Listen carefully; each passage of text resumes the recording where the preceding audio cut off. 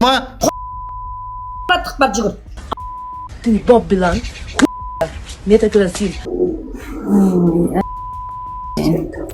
Құрметті азаматтар, Ішкі істер министрлігі заң мен тәртіп қағидатын басшылыққа ала отырып, цифрлық кеңістіктегі заңнаманы бұзған әлеуметтік желі қолданушылары құқыққа қайшы контенттің 9 авторын әкімшілік жауапкершілікке тартты.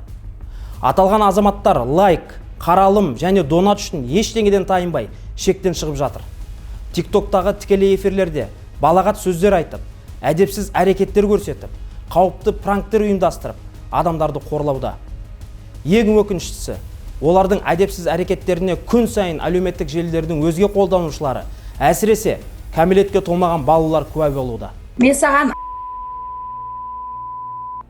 Мысалы, TikTok-та бауырсақ лақап атымен Астана қаласының 37 жастағы тұрғыны Ештаева Индира Оразқызы тікелей эфир барысында балағат сөздер айтып, заңсыз контент таратқан. Ұсақ бұзақылық жасаған үшін оған әкімшілік айыппұл салынды. Бас киім емес байлайтын ғой. Бағана билеп атырды. Ал Алматы қаласында 32 жастағы Батырбек Ақтөрей Сесенбекұлы тікелей эфир кезінде балағат сөздер айтып, айналасындағыларды қорлаған. Сот шешімімен ол 5 тәулікке әкімшілік қамаққа алынды. Шымкент қаласында 20 жастағы Сейдалиев Данияр аудиторияның назарын аудару мақсатында тікелей эфирде электрошокер қолданып, адам ұрлау көрінісін әдейі ұйымдастырып, эфир барысында балағат сөздер айтып, қоғамдық тәртіпті өрескел бұзған. Осы әрекет үшін ол 8 тәулікке әкімшілік қамауға алынды. Ты бабилан.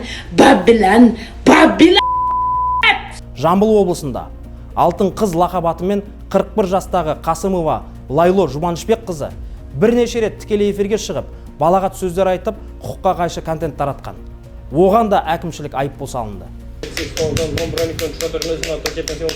Сондай-ақ, дәл осы облыста 19 жастағы Байбек Жарқынай және Таңалбергенов Асылжанның TikTok-та донат жинау және аудитория тарту мақсатында тікелей эфирде бір-біріне әдейі дене жарақатын салып, хайп үшін контент жасағаны анықталды. Екеуі де әкімшілік жауапкершілікке тартылды. Тағы да ескертеміз.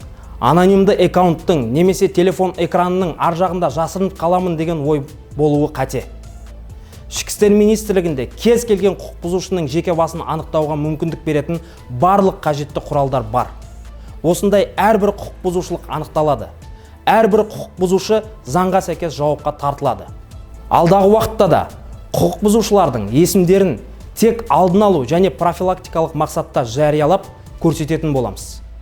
Біз қоғамдық мінез-құлық мәдениетін бұзатын, жастарға теріс үлгі көрсететін, дөрекілік, зорлық-зомбылық, адамдарды қорлау, әдепсіз әрекеттер және қоғамдық тәртіпке қайшы басқа да іс-әрекеттер арқылы танымал болуға тырысатын тұлғалардан цифрлық кеңістікті жүйелі түрде тазартуды жалғастырамыз. Азаматтардың басым көпшілігі мұндай контентті құптамайды.